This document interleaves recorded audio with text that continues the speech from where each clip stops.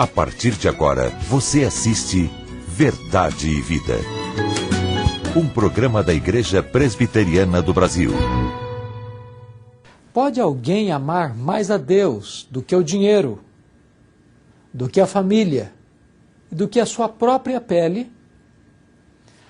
A proposta de Satanás é que ninguém ama a Deus mais do que o dinheiro, do que a família e do que a sua própria pele.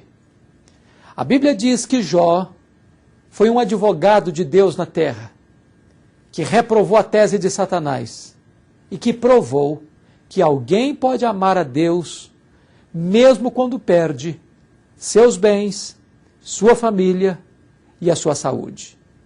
A mensagem de hoje tem algo muito especial para o seu coração.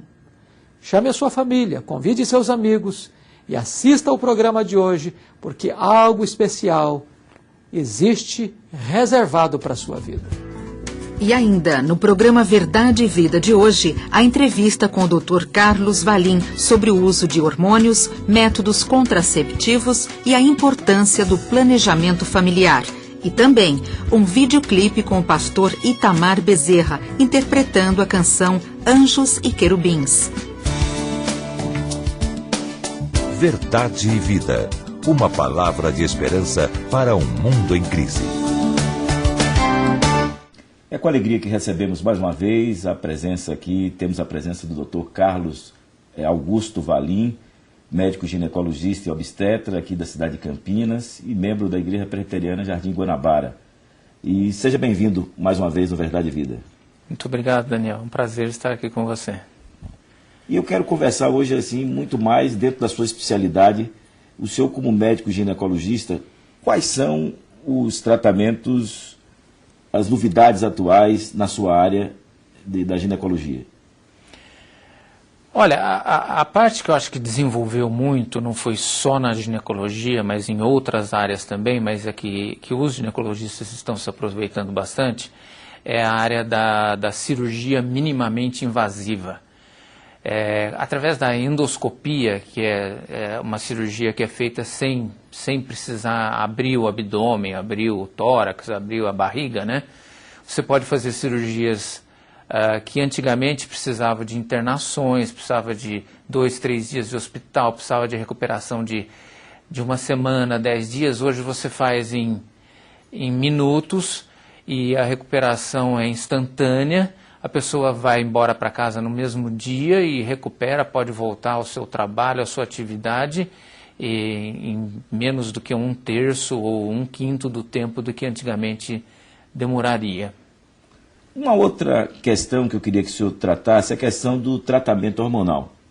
Todas as mulheres, né, a depender de uma determinada idade, têm que fazer um tratamento, uma recomposição hormonal. E quais são os benefícios desses métodos de tratamento hormonal para as mulheres? Houve alguns estudos lá nos Estados Unidos, principalmente, que foram divulgados amplamente aí pela mídia nacional também, com umas certas distorções, dizendo que o hormônio dava câncer, que o hormônio engorda e etc. e tal. Isso aí já ficou provado que não é totalmente verdade, não é totalmente inverdade. A verdade é que existe caso certo de indicação de tratamento hormonal, mulheres menopausadas, existem certas que devem tomar hormônio, outras que não devem tomar hormônio, e existe uma época certa, uma dose certa. O hormônio sendo feito bem dosado na época certa, ele traz uma série de benefícios para a mulher. Não só de bem-estar, mas como prevenção de osteoporose, prevenção de envelhecimento precoce, prevenção de problemas articulares e outras coisas desse tipo. Quanto a risco, o tratamento hormonal pode ter algum risco? Pode ter algum risco, mas os benefícios que ele causa são tão maiores que ele passa a ser compensatório, desde que acompanhado por um profissional, sendo feito de acordo com o que deve ser feito. Por que os homens não tomam a iniciativa em relação à vasectomia? E muitas mulheres se queixam nas suas casas que elas têm que tomar os anticoncepcionais, engordam, e os homens não tomam iniciativa. Isso acredita-se que é um pouco do machismo brasileiro, que o brasileiro tem medo de mexer assim na parte reprodutiva dele, que vai causar alguma impotência ou alguma dificuldade depois de relacionamento sexual. Na realidade, isso não existe. Mas a tendência que vem sendo é que esses métodos têm sido tão simples, mesmo os métodos definitivos, os métodos cirúrgicos, são muito simples, tanto na mulher quanto no homem, são ambulatoriais, tanto na mulher quanto no homem. Então, acho que essa tendência existe cada vez mais homens fazendo vasectomia, e eu acho que está chegando a atingir uma proporção de equilíbrio já. Queria encerrar a nossa entrevista que o senhor falasse um pouquinho sobre planejamento familiar. Porque às vezes planejamento familiar parece uma coisa assim que é só para cientista e tudo mais, mas a prática dele não acontece muito. E como é que o senhor, enquanto cristão, observa como o governo tem tratado a questão do planejamento familiar? O planejamento familiar é muito diferente de anticoncepção. Anticoncepção é só você evitar filhos, e planejamento familiar é você formar uma família com consciência, com bases científicas, bases econômicas e bases intrínsecas do próprio casal. No Brasil, o planejamento familiar encontra muita barreira por causa da Igreja Católica, que se coloca antagônica a muitos dos métodos anticoncepcionais. Isso dificulta um pouco. Agora, o governo tem procurado difundir algumas técnicas, existe já alguns programas de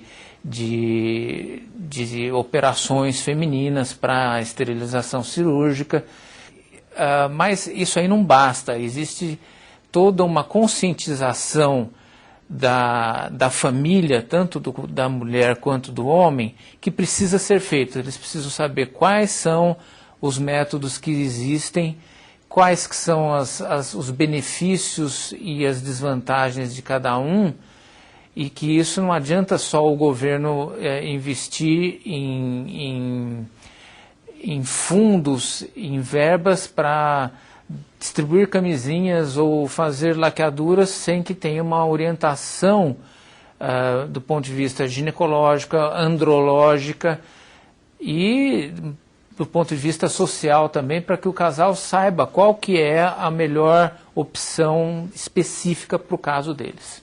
Muito obrigado, doutor Carlos, pela sua presença aqui entre nós.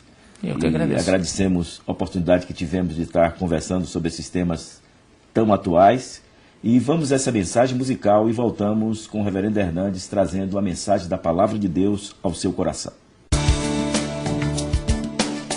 Verdade e Vida. A Palavra de Cristo para uma vida melhor.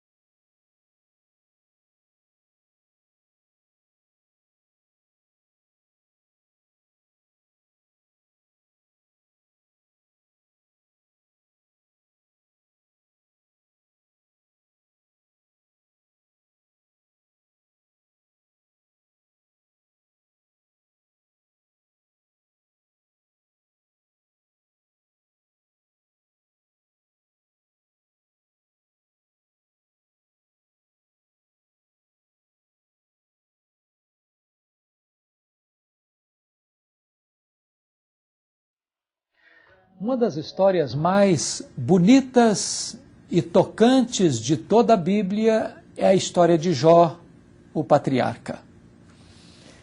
Diz a Bíblia que este homem era íntegro, reto, temente a Deus e se desviava do mal. A Bíblia diz que este homem era riquíssimo e era o homem mais importante e mais piedoso que existia na terra naquele tempo. Era casado, tinha 10 filhos e seus filhos eram unidos, companheiros, que viviam em confraternizações e em grande sintonia e amizade. Jó, mais do que isso, era um pai extremado, zeloso, intercessor. Mesmo sendo um homem de uma agenda tão congestionada, tendo tantos afazeres, tantos bens, tantas pessoas para administrar, ele empregava o melhor do seu tempo para orar pelos filhos, interceder pelos seus filhos. Ele levantava-se continuamente de madrugada e orava e intercedia e oferecia sacrifícios em favor de seus filhos, com medo de que seus filhos tivessem blasfemado e pecado contra Deus. Era um homem com zelo pelo nome de Deus. Diz a Escritura que um dia, enquanto os filhos de Deus compareciam na sua presença, também chegou Satanás e Deus perguntou: "De onde vens?" E Satanás respondeu: "De rodear a terra e passear por ela." Então Deus lhe perguntou: "Observaste o meu servo Jó? Homem íntegro, reto, temente a Deus, que se desvia do mal. Não tenho ninguém na terra semelhante a ele." E Satanás respondeu: "Também puderas? Debaldemente, inutilmente, Jó serve a Deus? Não cercaste com sebe, com um muro, a sua vida, a sua casa, a sua família e tudo quanto tens?" Em outras palavras, Satanás estava dizendo: não existe ninguém que serve a Deus sem interesse. Toda pessoa que serve a Deus por aquilo que recebe de Deus. Não por quem Deus é, mas pelo que Deus dá. Satanás estava lançando a sua rede, estava lançando a sua seta envenenada com a sua teologia perversa, errada, herege, dizendo que não existem adoradores sinceros de Deus.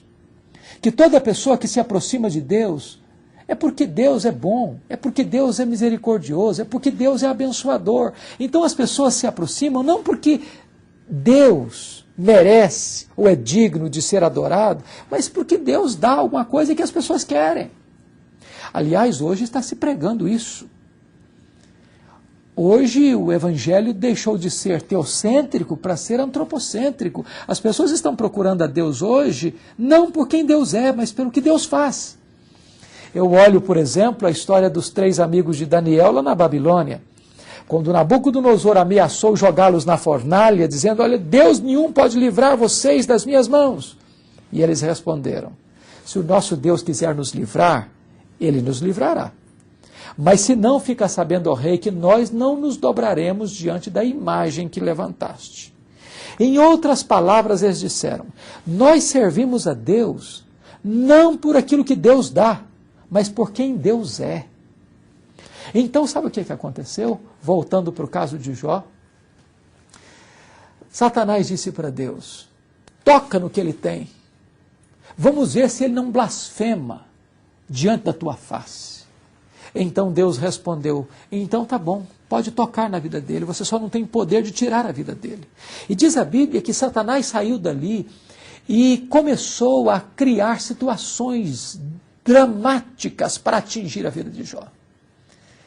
Num certo dia, Jó recebe alguns relatórios dolorosos, dizendo que os sabeus, dizendo que os caldeus, dizendo que o fogo tinha vindo sobre os seus rebanhos, sobre a sua terra, sobre as suas propriedades e devastado todas as coisas, não sobrando absolutamente nada.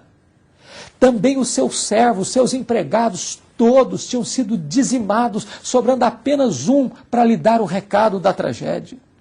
Se não bastasse Jó receber este abalo financeiro, esta perda, essa falência, essa bancarrota financeira, chega um outro emissário para dizer, olha, os seus filhos todos estavam na casa do seu filho primogênito, banqueteando-se, quando veio um terremoto, veio um vendaval, e a casa desabou sobre a cabeça deles, e todos eles morreram neste acidente. Diz a Bíblia que Jó, naquele momento, rasga sua roupa, põe terra sobre a sua cabeça, se prostra ao chão e disse, nu eu saí do ventre da minha mãe, nu eu voltarei, o Senhor Deus deu, o Senhor Deus tomou, bendito seja o nome do Senhor. Diz a Bíblia que em todas essas coisas, Jó não pecou contra Deus. Então, doutra feita, quando os filhos de Deus se reuniram na presença de Deus, apareceu Satanás e Deus perguntou, observaste o meu servo Jó? Ele ainda permanece íntegro, ele ainda permanece reto, ele ainda é temente a Deus, ele ainda se desvia do mal. E Satanás lançou a sua seta venenosa outra vez e disse, pele por pele, tudo que um homem tem dará pela sua vida. Em outros termos, Satanás estava dizendo, nenhum homem ama mais a Deus do que a si mesmo. Nenhum homem ama mais a Deus do que a sua própria pele.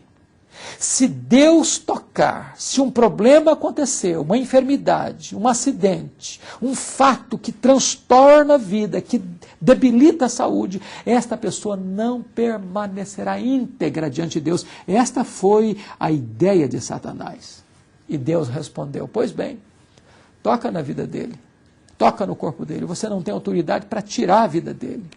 E diz a Bíblia que Satanás saiu dali, colocou uma doença em Jó, que da cabeça aos pés havia tumores malignos, a sua pele começou a se avermelhar, de repente começou a surgir bolhas, e Jó foi levado para o escoadouro de lixo da cidade. Diz a Bíblia que ele raspava com cacos de telha a sua pele necrosada, apodrecida. Iam juntando-se pus debaixo daquelas bolhas.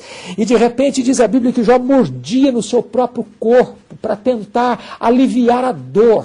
Ele ficou encarquilhado, ele ficou macérrimo, ele ficou magrelo, ele ficou doente. O seu hálito era insuportável, ele virou um lixo humano. E nesse momento a sua mulher olhou para ele e disse, Jó, ainda tu conservas a tua integridade, amaldiçoa este Deus e morre. Mas diz a Bíblia que Jó disse, você fala como uma doida. Nós temos recebido o bem de Deus, não receberíamos também o mal. E em todas estas coisas Jó não pecou contra Deus. E Jó vai ensinar uma lição magnífica para você e para mim, que um homem pode amar mais a Deus do que o dinheiro. Um homem pode amar mais a Deus do que a família. Um homem pode amar mais a Deus do que a sua própria pele. O mundo não pode entender isso. As religiões humanas não podem entender isso. Porque somente um coração tocado e transformado por Deus pode verdadeiramente amar mais a Deus do que o dinheiro. Jesus disse, ninguém pode servir a dois senhores. Ninguém pode servir a riqueza e servir a Deus ao mesmo tempo.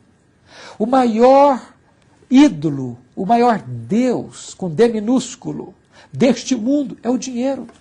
As pessoas vivem, as pessoas morrem, as pessoas matam, as pessoas se casam, as pessoas se divorciam por causa de dinheiro. As pessoas se corrompem, as pessoas são corrompidas por causa de dinheiro. As pessoas vendem a sua consciência e vendem a sua alma para o diabo por causa de dinheiro. Jó perdeu tudo, mas não perdeu a fé, não perdeu a sua confiança em Deus. Jó nos prova de que um homem pode amar mais a Deus do que o dinheiro. Mas Jó também nos prova outra coisa. Jó nos prova que um homem pode amar mais a Deus do que a família. Amar a família é algo maravilhoso. Uma pessoa de bem ama a sua família, cuida da sua família, vela pela sua família, sustenta a sua família, protege a sua família. Mas nenhum amor, deve disputar no nosso coração o amor exclusivo, específico, único e singular que Deus merece.